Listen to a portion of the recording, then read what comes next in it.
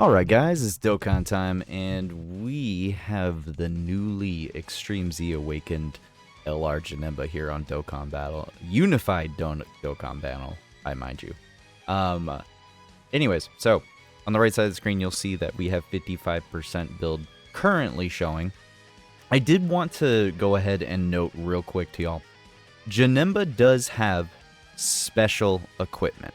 I have to point this out. He does have special equipment.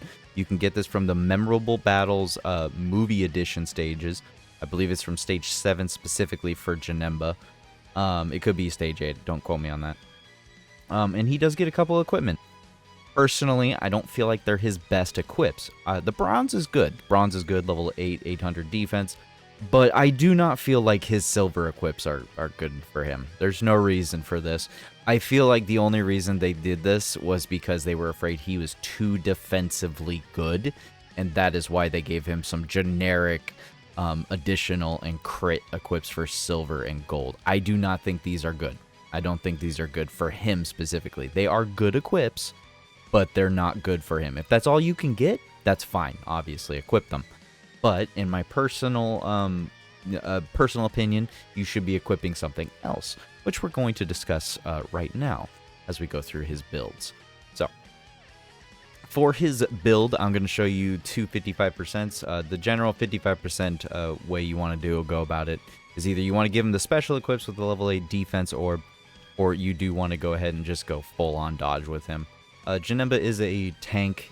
His role in the game has not changed. He is a very good tank still. And as far as his actual build goes, I don't think I could suggest anything but dodge. There's just no reason to really go into additional when his primary focus and role is to be defensively inclined. Now, it doesn't mean he can't do damage. He can do some damage. He can do some damage. JANEMBA can do damage for sure. But as an additional, or as a physical unit, he does have built-in additional already. So if you get him rainbowed up without equipment, he'll have a level 11 additional and level 15 dodge. There's no purpose in giving him crit, as he has built-in crit, which you will see once we go over his kit. And as far as his roles go, he is a tank. He's meant to go into slot 1. You can put him into slot 2 because he does have a slot 2 buff in his passive that we will go over once again later. But his primary leaders are going to be Broly's. I mean, really, there's not too many other options. You can also put him onto Hirudegarn's team. Hirudegarn's 200% does work as well. But as far as like meta, quote-unquote, worthy teams, this is what you're going to want to aim for here is with the Broly's. Now, I mind you, the Broly's do not have big bad bosses, but that's where his partners come in, and which all should fit either on Int Broly's team or potentially onto AGL Broly's team. Unfortunately, with the Tech Broly being a movie boss leader, 200%, these two units will not work. I threw 21 on there because 21. And then, honestly, I have had the most fun rocking the Bootanks LR. He is a very good slot 2 partner. 5 out of 5 links, big bad bosses, cooking real good. Hirudegarn is also a very good option as well to have a good set of links and big bad bosses activated. But yeah, so I'm going to go ahead and have that cycling through here as we are talking about his kit, and we'll go through his defense options. So, his details are as follows. His 200% teams are right here. These are his 200%. Although Rose is a 200% leader, I do not feel he is good or better on Rose's team because he does have domain, but his domain is for super bosses specifically, so I don't feel like it really helps him too much. You're going to want to aim towards more of Z Broly or Super Broly for those domains. Oh, excuse me, it's very late. He did get a buff on his leader skill, actually. He is a Corroded Body and Mind and Movie Boss 170 lead. Now, I do feel like the game is at a point where we are wanting 200% leaders, but the fact is that this is actually very good. It helps out quite a bit, especially in a lot of areas of content. Helps out with newer players lacking leaders and so forth. I mean, him being a 170 leader is actually very good. I like that. I'm happy that he's a 170. Obviously, we'd want more, but his 12 keys raise attack and defense and then greatly lowers enemies' defense. and his 18 key is greatly raising his attack and defense and massively lowering the enemy's defense. Actually very, very handy and very good.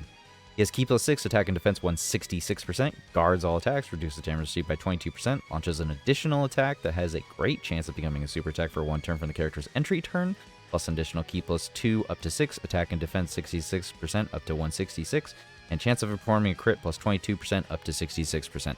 So this right here is the exact reason why I said he doesn't need crit. 66% is a very high critting value. 66% is actually equivalent to a level 30 plus, like 33, 31, 32, actually 31, 33. It's equivalent to a level 33 crit in the hidden potential system, which I don't even think is I don't really think it's possible to get to that point. So, I mean, he already has a good value of crit. There's no reason to give him crit. Plus an additional attack plus 66 when key is 22 or more. Plus an additional damage reduction 22% when the character is in the first or second slot. Launches an additional attack that has a great chance of becoming a super attack when the character is in the second or third turn. And great chance of nullifying Ki Blast supers directed at him. And 50% chance of evading enemies' super attack. So, he only has that 50% dodge chance against supers. He also has a 70% chance to nullify Ki Blasts. He's very defensively inclined. His best spot is in slot 1. I will say, because of this right here, the 1 turn free super, it wouldn't be the worst plan on his first appearance. Put him in slot 2 so that he can take advantage of the potential other second super right here, so you can get a potential triple super. And if you're hidden potential procs with dupes, you could get a quad super. In that instance, you would pretty much fully build up his passive right away, straight up, and he'd be good to go on his next appearance to be just sitting in slot 1 and tank away. Or you can just slowly go about it with him in slot 1. He does have a rage giant form. It's a rage form. It only lasts 1 turn. Can be activated 66% starting from the turn start of battle. I believe the rage mode actually is actually pretty decent. Let's go take a look at his rage mode real quick. So in his rage mode, he actually greatly raises attack temporarily, and all attacks become critical hits. And then massively raises attack temporarily on an 18 key super, and then all attacks become crit. So this is actually why another reason he doesn't need crit, because he has built-in crit into his rage. And then he has attack plus 16% per key sphere attained, and he changes all key spheres to physical key spheres. So his first attack in rage mode is actually very high. I would say you could probably on a 200% team get about, I want to say a 20 million super, roughly a 20 plus million super. But anyways, he's very good. I like him a lot. I would say he's probably my favorite tank right now. He does have quite a few different leaders, I guess. It's mostly JANEMBAs.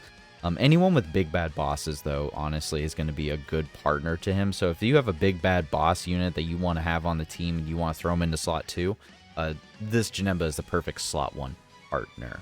So, let's go ahead and take a look at his defense stats. We're going to go ahead and look at Luke's calculations today. Luke's calculations are pretty good. I like that he gives us damage numbers. Turn 2, 20 key plus 2 intros from Broly. If you didn't know, Broly also defensively buffs allies by 40% for 4 turns. And then turn 4, 24 fully built, rainbow support from the Super Broly, Broly domain, plus the Broly intros. I mean, he's cooking a 27 million 18 key super right off the bat. And defense getting up into the 1 mil, 1.6 to 3 mil. And then on a more realistic note, past the turn 4 point, fully built in Broly domain, 24 mil super, 1 million defense post super, 700k defense start of turn. I think his start of turn defense can be much higher if you have a different team like Kid Buu, like physical Kid Buu. Super EZA would be a good partner. If you had some general other support, you can see his start of turn defense be much higher. But yeah, he's just a very good, solid slot 1 tank that does a lot of damage. And I don't really think I need to really explain any more than that. I mean, that's it. I mean, he's just him. He's just that bloody good. I like this JANEMBA.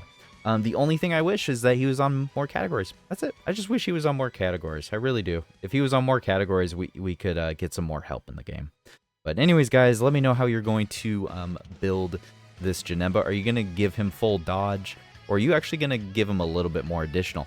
Honestly, he's so tanky. I do not blame anyone if they wanted to give him a little bit more additional. My JANEMBA is built full dodge, but I do have a additional equip in the silver slot currently that gives him a little bit higher additional, and I don't know if I'm going to keep it or not. So, but anyways, guys, thanks for watching the video. Like and comment and subscribe. Let me know if there's any other units you would like me to build for you that I haven't already done, and I hope you have a good day and a good night.